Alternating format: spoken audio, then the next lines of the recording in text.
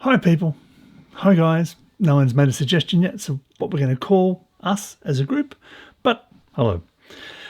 This is a Wednesday video and someone asked a question. Hi Craig, I'm interested, I'll put the question up here. Hi Craig, I'm interested in the difference between writing a novel and a screenplay and how to write a novel that can translate almost directly into a screenplay, like The Godfather. Another topic I'm interested in is sci-fi, but we'll do the first one. So, how do you write a novel that can translate directly into a screenplay? It's not so much in the writing itself. It is, and it also isn't. The most important thing is that it's a story that would make a movie. We've done other videos about what would make a movie. It's a very early one. I'll probably put a link at the end, on the end card. So what sort of stories will make a movie? It is things that have visual components and that have a change. It has an incident that starts, things that go against them, standard story stuff, oppositions, a clear antagonist, a clear protagonist in a way, and a resolution. So something like a bank heist would make a good movie. Someone going to rescue a princess would make a good movie.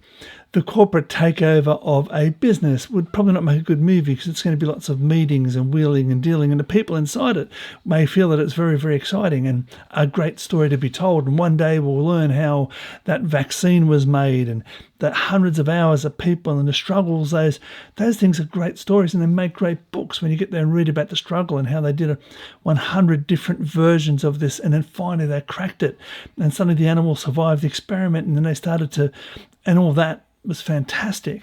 But it's not really a movie, it's just a good story, because not all stories are meant to be films.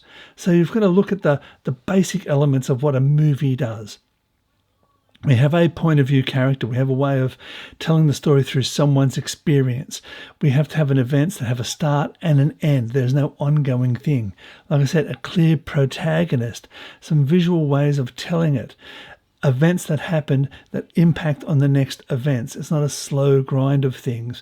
And we have to have those things progress in a way that adds interest and adds a building of tension throughout. These are things that make a movie. There are some great books. I just actually picked up a cheap version of the complete works of Robert Louis Stevenson. Basically, so I was looking through the front of it, and in it there was a story in there called The Suicide Club. And I thought, that's a bit of me. Anyone who knows my writing, that sounds like something that would appeal to me. So I grabbed it and I started reading it. And the first half a page of that story talks about this character and everyone's impression of him, that he's gregarious, he can fill a room, but it doesn't even describe him. It doesn't describe how he dresses. It describes the world's reaction to him, and it's a good read, but it would make a terrible film, because how would you visualize that? How would you visualize everyone's reaction to him and how he fills a room and how people automatically feel attracted to him without even knowing anything about him? It's the show don't tell thing that we always talk about in films. You need a story that can be shown, not just told. So when you write your novel, now we're going to get on to the second half of that. Now when you write your novel, you don't have to write it as a purely visual thing like Tom walks in, he puts a cup on the table. Then Tom looks at the room. You can still sort of say just Tom enters the room, he fills it full of joy. A lot of people are always happy to see Tom. You can tell in a novel. You can set the scene with things because you don't have to show them. You don't have to film it. You can do the Tom walks in the room, everyone's happy to see him.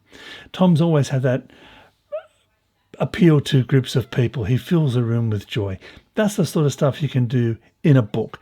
And people will just film that as Tom walking into a room. A lot of people look up, smile, he waves back. There's a film, they'll film it with lots of that feels like people are familiar with him, that he's been here before.